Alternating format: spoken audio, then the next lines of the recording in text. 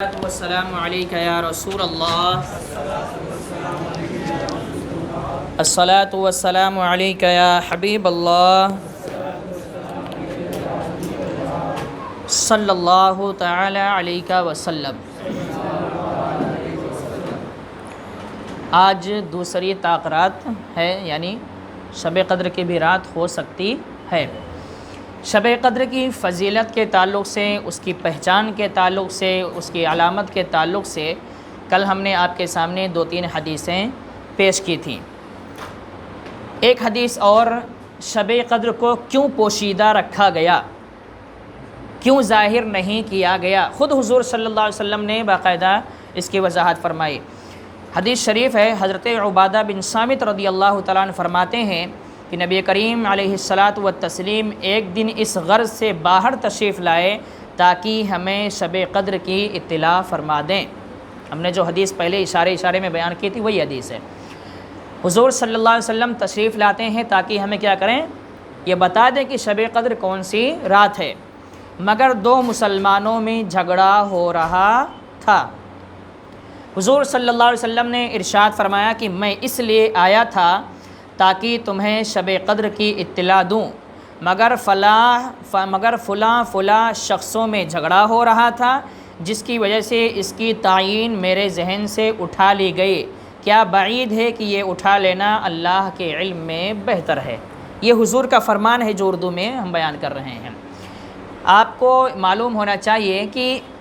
اتنی بڑی نعمت صرف اس لیے ہم سے پوشیدہ رکھ لی گئی کہ 2 مسلمان آپس میں، اس سے اس حدیث سے ہمیں آپ کو سمجھنا چاہیے کہ آپس کا جھگڑا کتنا خطرناک ثابت ہو سکتا ہے۔ شب قدر جیسی رات، اس رات کے بارے میں کیا فرمایا گیا، لیلۃ القدر خیر من الف شہر، 1000 مہینوں سے بہتر ہے یہ ایک رات، 1000 مہینوں سے بہتر۔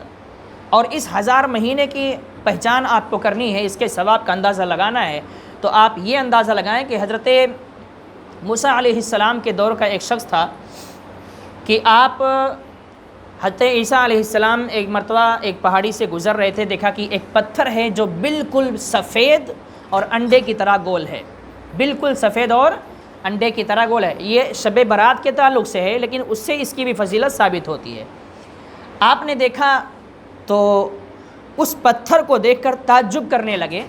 کہ یا اللہ، یہ تیری قدرت کہ پتھر بالکل انڈے کی طرح گول اور دودھ سے زیادہ سفید، یہ تیری قدرت کا شاہکار ہے، کیسا تیرا کرشمہ ہے۔ یہ تعجب کر ہی رہے تھے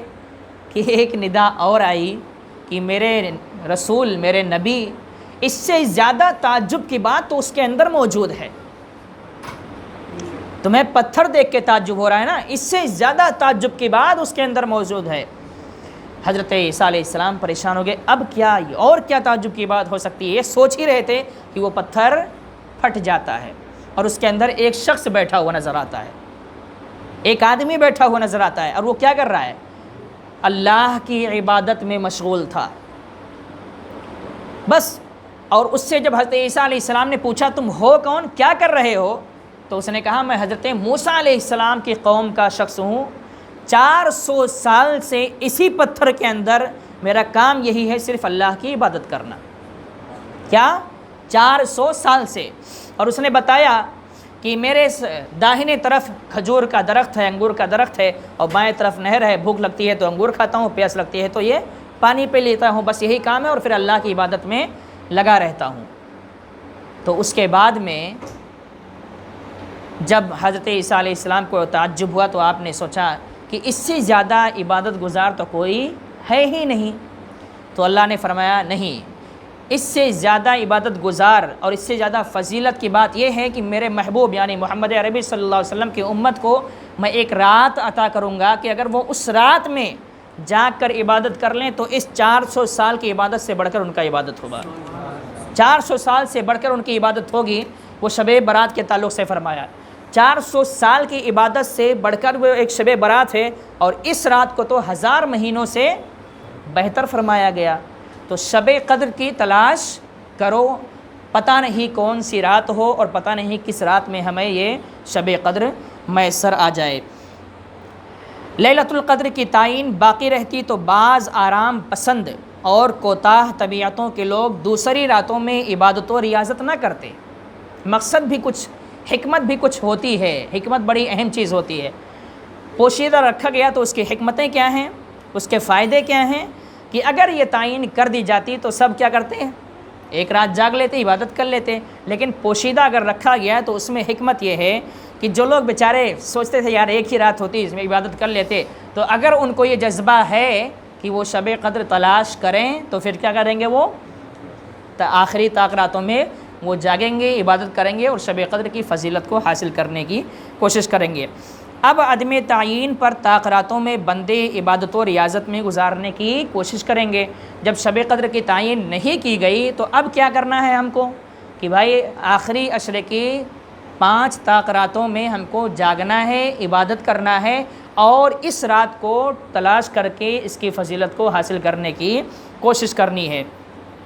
تعین کی صورت میں ایک رات عبادت کر کے بندہ باقی راتوں کو سو سکتا تھا،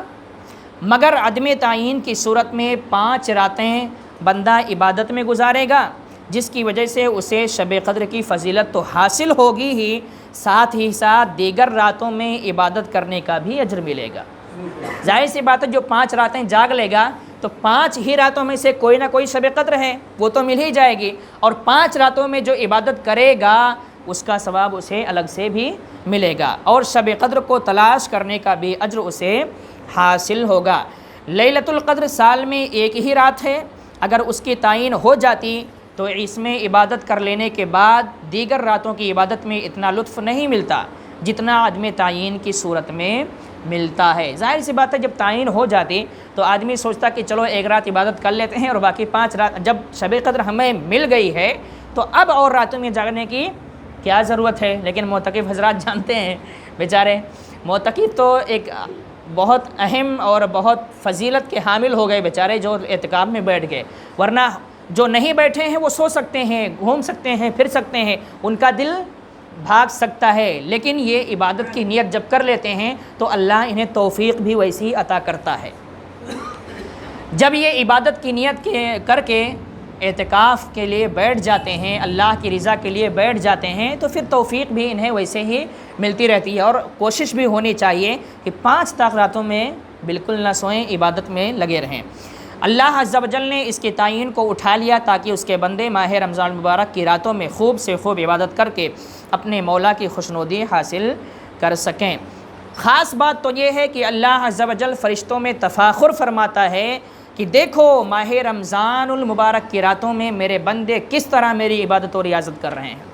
جب آپ اور ہم اور امت مسلمہ یہاں پر راتوں میں جا کر عبادتیں کرتے ہیں تو اللہ فرشتوں کے درمیان باقاعدہ اس کا تذکرہ کرتا ہے، ہمارا تذکرہ فرشتوں کے درمیان ہوتا ہے کہ دیکھو میرے بندے اس رات میں، اس مہینے میں جاگ جاگ کر میری عبادت کر رہے ہیں۔ آپ سمجھ سکتے ہیں کہ جب اللہ ہمارا تذکرہ کرے فرشتوں کے درمیان تو اس سے زیادہ اعزاز کی بات اور کیا ہو سکتی ہے۔ لیکن کمی ہماری طرف سے ہوتی ہے، رب کعبہ کی بارگاہ کی طرف سے کوئی کمی نہیں ہے، کمی ہماری طرف سے ہے، کوتاہیاں ہماری طرف سے ہے، ہم سستی کرتے ہیں، ہم کاہلی کرتے ہیں، جتنی عبادت ہونی چاہیے ہماری طرف سے اتنی ہم نہیں کرتے ہیں، سستی اور کاہلی میں لگ جاتے ہیں۔ تو ہمیں یہ چاہیے کہ ہم ان راتوں میں دل لگی کے ساتھ جاگیں، عبادت میں گزاریں تاکہ شب قدر کی فضیلت حاصل ہو سکے۔ بہرحال کوئی بھی وجہ ہو لیکن اللہ تبارک و تعالیٰ نے ہمارے حق میں بہتر ہی کیا، بھلے سے شب قدر کو چھپایا گیا لیکن بہرحال وہ ہمارے لیے ہی بہتر ہے۔ سمجھ رہے ہیں نا، بہتر کیا ہے کہ جتنا آپ تلاش کرو گے اتنا آپ کو ثواب ملے گا، اور 5 راتوں میں تلاش کرنا ہے تو 5 رات جاگنے کا ثواب، اس کے ساتھ ساتھ شب قدر کو تلاش کرنے کا ثواب، اور اس کے ساتھ ساتھ شب قدر کی فضیلت بھی آپ کو حاصل ہو جائے گی۔ تو شب قدر اب یہ دوسری طاق رات ہے، تیسری، چوتھی اور 5ویں، اس کے بعد 3 طاق راتیں بچتی ہیں۔ آپ سب سے گزارش ہے جو اعتکاف میں بیٹھے ہیں وہ تو کرتے ہی ہیں، جو نہیں بیٹھے ہیں وہ بھی ان راتوں میں زیادہ سے زیادہ جاگنے کی کوشش کریں۔ ایسا نہ ہو کہ تراویح ختم ہو اور بستر گرم ہو،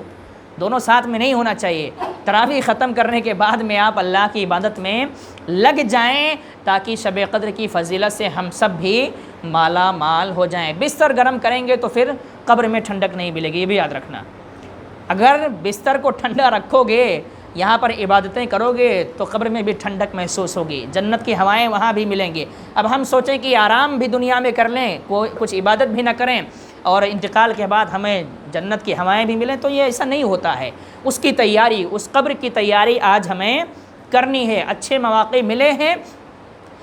اس مہینے میں، اور ان راتوں میں جتنا دل عبادت میں لگتا ہے نا، اتنا اور راتوں میں اور دنوں میں نہیں لگتا ہے۔ 11 سال آپ کے اندر وہ جذبہ نہیں پیدا ہوتا، یہ ایک مہینہ ہی کیوں پیدا ہوتا ہے؟ یہ اللہ کا خاص فضل و کرم ہے ہم پر کہ اس مہینے میں جو 11 مہینے بالکل نہیں عبادت کرنا چاہتا، اس کے دل میں بھی یہ کیفیت پیدا ہو جاتی ہے کہ یار چلو کچھ تو کر لیتے ہیں،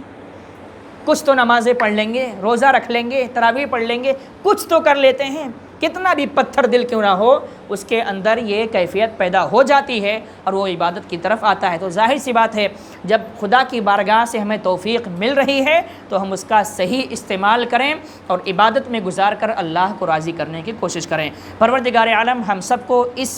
ماہ مبارک کی فضیلت و برکت سے مالا مال فرمائے، بالخصوص شب قدر کی فضیلت سے مالا مال فرمائے، اور ہم سب کو زیادہ سے زیادہ عبادتیں ریاضتیں کرنے کی توفیق عطا فرمائے۔ وما علینا الا البلاغ۔ السلام علیکم ورحمۃ اللہ وبرکاتہ۔